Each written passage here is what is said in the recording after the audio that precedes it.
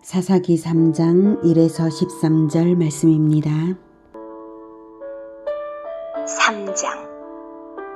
여호와께서 가나안의 모든 전쟁들을 알지 못한 이스라엘을 시험하려 하시며 이스라엘 자손의 세대 중에 아직 전쟁을 알지 못하는 자들에게 그것을 가르쳐 알게 하려 하사 남겨두신 이방 민족들은 블레셋의 5 군주들과 모든 가나안 족속과 시돈 족속과 바알 헤르몬 산에서부터 하맛 입구까지 레바논 산에 거주하는 히위 족속이라.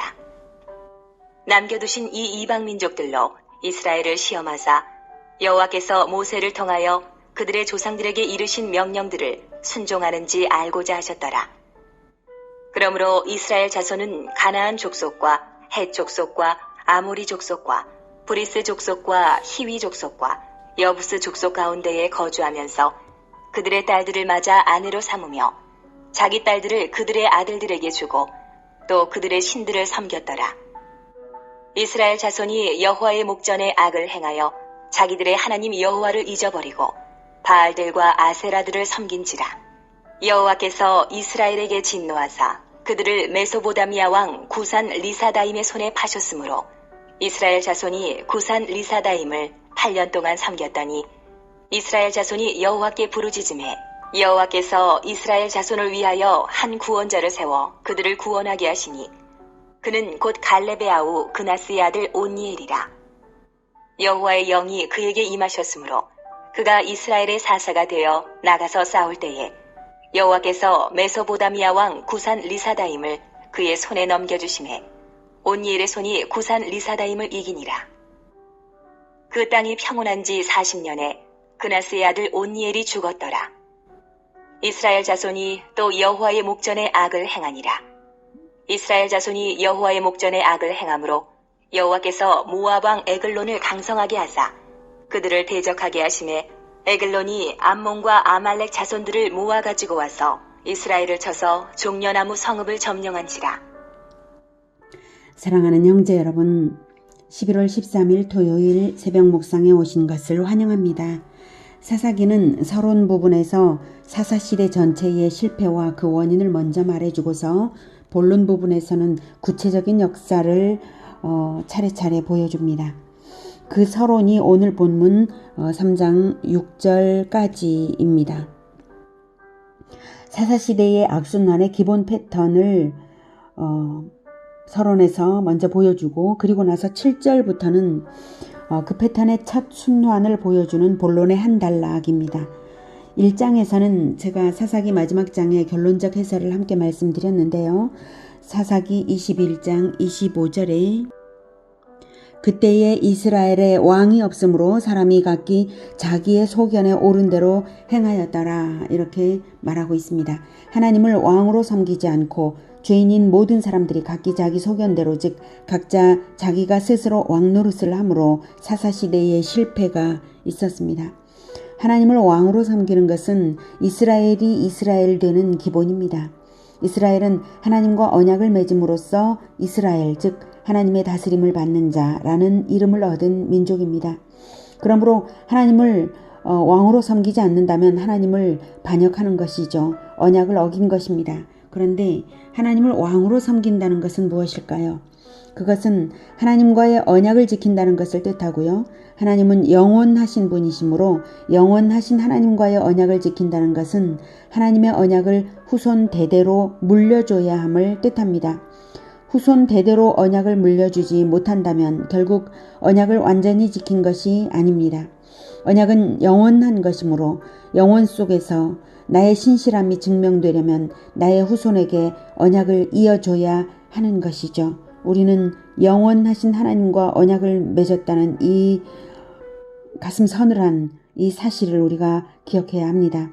자, 그렇다면 하나님을 왕으로 섬긴다는 뜻은 첫째, 왕은 언약을 가르쳐서 신앙의 후계자를 세워야 한다는 것과 둘째, 백성은 언약을 가르쳐서 후손 대대로 신앙을 계승해야 한다라는 것입니다. 물론 자기 자신이 언약을 지킬 때에 계승이 가능한 일이죠. 그런데 여호수아는 신앙의 후계자를 세우지 않았고 여호수아 시대의 장로들도 신앙을 계승하지 않았기에 본인들은 잘했을지라도 다음 세대는 다른 세대가 되고 말았습니다. 다른 세대는 본인들도 온전치 못한 세대이므로 1세대가 하지 못한 것을 할 리가 없습니다.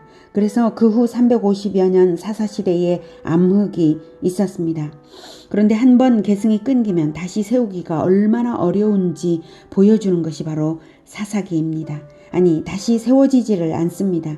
역사를 새로 시작하는 것만큼 힘이 드는 일입니다. 오늘은 그 첫 순환까지를 보겠습니다. 1절 여호와께서 가나안의 모든 전쟁들을 알지 못한 이스라엘을 시험하려 하시며 이스라엘 자손의 세대 중에 아직 전쟁을 알지 못하는 자들에게 그것을 가르쳐 알게 하려 하사 남겨두신 이방 민족들은 블레셋의 5 군주들과 모든 가나안 족속과 시돈 족속과 바알 헤르몬 산에서부터 하맛 입구까지 레바논 산에 거주하는 히위 족속이라 이렇게 남겨진 족속들을 일괄해서 말해주고 있습니다. 자, 시험이란 연단을 위해 테스트를 하는 것을 말합니다. 네. 4절 남겨두신 이 이방 민족들로 이스라엘을 시험하사 여호와께서 모세를 통하여 그들의 조상들에게 이르신 명령들을 순종하는지 알고자 하셨더라. 네, 시험이란 테스트죠. 연단이 필요한 이유, 연단을 위한 테스트입니다. 연단이 필요한 이유는 완성되지 않았기 때문이고요. 불순물이 섞인 철은 철의 역할을 못하므로 반드시 용광로 속에서 녹아서 불순물이 걸러지고 그리고 나서 두들겨서 강철로 거듭나야 하죠. 그런 거나 마찬가지로 사람도 그렇습니다. 철을 연단하는 데에 한 번으로 되지를 않고 녹이고 치고 식히고 녹이고 치고 식히고를 거듭하죠. 거듭하는 동안 대장장이는 완성도를 테스트하고 또다시 녹이고 치고 식히는 과정을 거듭합니다. 대장장이가 불순물 많은 철을 시험하여 연단하듯이 죄 많은 사람도 거듭해서 시험 받는 과정이 있을 수밖에 없는 것입니다. 그러니 뭐가 지혜입니까? 하나님께서 치실 때는 빨리 회개하여서 그 죄를 완전히 버리는 것이 지혜롭고 2번, 3번 침을 당하기 전에 처음부터 단번에 완전히 버리는 것이 가장 지혜로운 것입니다. 하나님께서 시험하시는 방법은 사람을 사용하시는 방법입니다. 이스라엘에게는 이민족을 사용하시는 방법으로 시험하셨는데요. 시험을 받는 것은 어디까지나 이스라엘 자체가 언약을 어기고 전쟁 원수를 하지 않았고 하나님의 말씀을 교육받지도 않았기 때문입니다. 그래서 전쟁들을 알지 못한 후세대 이스라엘은 전쟁들을 알지 못하는 자들, 이 후세대 이스라엘은 다시 전쟁을 겪는 시험을 당하게 되는데요. 그것은 어디까지나 자업자득입니다. 선조들의 순종이 완전치 못하여서 남겨둔 이방 족속의 우상 숭배 때문입니다. 설령 그럼 선조들만 벌을 받아야 되나요? 그게 아니죠. 후손들에게 남겨진 것이 있지 않습니까? 책에 기록된 성경으로 기록되어서 남겨진 하나님의 언약의 말씀이 있지 않습니까? 이스라엘은 그것을 이미 받았습니다. 그것을 배우지도 않고 가르치지도 않고 지키지도 않는 그것 때문입니다. 자업자득입니다. 선조들의 순종이 완전치 못하여서 남겨둔 이방 족속, 그 이방 족속들의 우상 숭배를 후손들은 배웠기 때문입니다. 선조들의 순종이 완전치 못한 상태에서 선조들보다 더 낫겠습니까? 결코 그렇지 못합니다. 자, 7절. 7절 들어가기 전에 6절. 그들과 함께 거주하면서 이스라엘 자손은 그들과 함께 거주하면서 6절 그들의 딸들을 맞아 아내로 삼으며 자기 딸들을 그들의 아들들에게 주고 또 그들의 신들을 섬겼더라. 이거 분명히 모세 때에 절대 이래서는 안 된다라고 명령한 것입니다. 가나안 족속과의 결혼은 그리고 후손들을 결혼시키는 것은 가나안 족속과 결혼시키는 것은 금지된 것입니다. 다른 이방 족속들은 가능합니다. 가나안 족속이 아닌 다른 이방은 그러나 가나안 족속들은 하나님께서 완전한 심판을 선언하신 대상이기 때문에 전쟁의 대상이지 결혼의 대상이 아닙니다. 결혼은 언약이죠.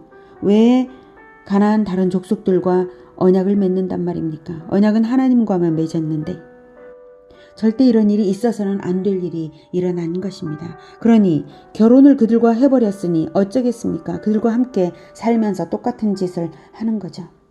자, 그래서 이스라엘에게 이런 일이 벌어졌습니다. 7절. 이스라엘 자손이 여호와의 목전에 악을 행하여 자기들의 하나님 여호와를 잊어버리고 바알들과 아세라들을 섬긴지라. 여호와께서 이스라엘에게 진노하사 그들을 메소보다미아 왕 구산 리사다임의 손에 파셨으므로 이스라엘 자손이 구산 리사다임을 8년 동안 섬겼더니, 네. 그래서 파셨다는 것은 방치함으로써 구산 리사다임의 침략을 당하도록 내버려 두셨다는 뜻입니다. 9절. 이스라엘 자손이 여호와께 부르짖음에 여호와께서 이스라엘을 위하여 한 구원자를 세워 그들을 구원하게 하시니 그는 곧 갈렙의 아우 그나스의 아들 온니엘이라. 네. 전쟁 때에도 정복 전쟁 때에도 갈렙이 자기가 맡은 그 지역의 완전한 완승을 위하여서 상을 약속하면서 보상을 약속하면 했을 때에 온니엘이 그 전쟁에 굉장히 용감하게 나서서 전쟁을 완수했던 것이 있었죠. 바로 그 온니엘입니다. 10절. 여호와의 영이 그에게 임하셨으므로 그가 이스라엘의 사사가 되어 나가서 싸울 때에 여호와께서 메소보다미아 왕 구산 리사다임을 그의 손에 넘겨주심에 온니엘의 손이 구산 리사다임을 이기니라. 네, 그 땅이 그랬다면 이렇게 해서 이겼어. 이제 그 땅이 평온했다면 이때부터는 회개를 온전케 하여서 하나님의 말씀을 온전히 지켜야 하지 않습니까? 예, 하나님의 말씀대로 살아야 되지 않습니까? 네, 그 다음이 문제죠. 그 땅이 평온한 지 40년에 그나스의 아들 온니엘이 죽은 다음에는 12절. 이스라엘 자손이 또 여호와의 목전에 악을 행하니라. 이스라엘 자손이 여호와의 목전에 악을 행함으로 여호와께서 모압 왕 에글론을 강성하게 하사 그들을 대적하게 하시매 에글론이 암몬과 아말렉 자손들을 모아가지고 와서 이스라엘을 쳐서 종려나무 성읍을 점령한지라.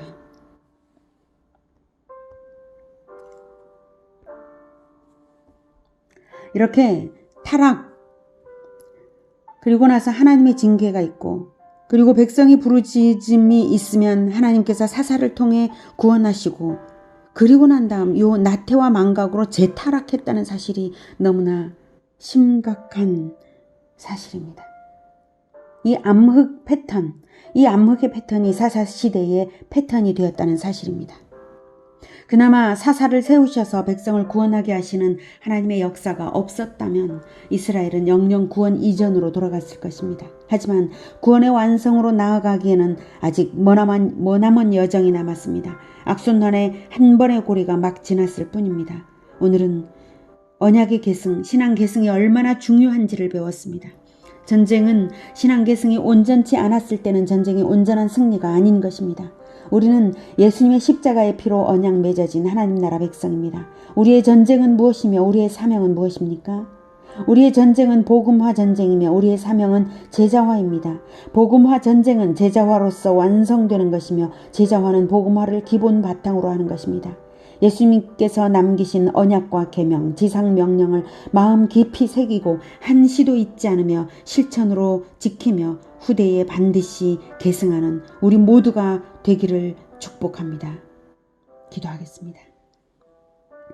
하나님, 우리에게 예수님의 피로 언약의 피를 삼으셔서 우리를 다시 언약 백성으로 불러주신 것 감사합니다.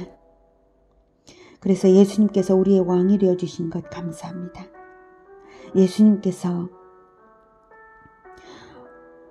우리에게 새 계명을 주셨사오니 예수님께서 사랑하신 것처럼 우리가 서로 사랑할 수 있도록 하겠습니다. 주님 도와주시옵소서.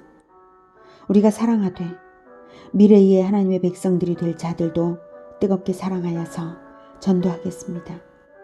복음화를 하겠습니다.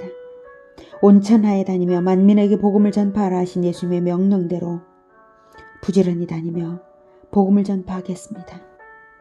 그리고 그 복음을 전파하는 일이 우리 세대만 아니라 후세대까지도 계속 이어지도록, 예수님 다시 오시는 날까지 이어지도록 가서 모든 민족을 제자로 삼아 아버지와 아들과 성령의 이름으로 세례를 베풀고 예수님께서 분부하신 모든 것을 가르쳐 지키게 하는 그 제자화를 하겠습니다. 주님 도와주시옵소서. 우리가 그것을 온전히 수행할 수 있도록 일생 동안 포기하지 않고 놓치지 않고 끝까지 수행함으로써 순종의 삶을 삶으로써 후세에 이어갈 수 있도록 주님 도와주시옵소서. 예수 그리스도 이름으로 기도드립니다. 아멘. 이어지는 시간은 개인 기도 시간입니다.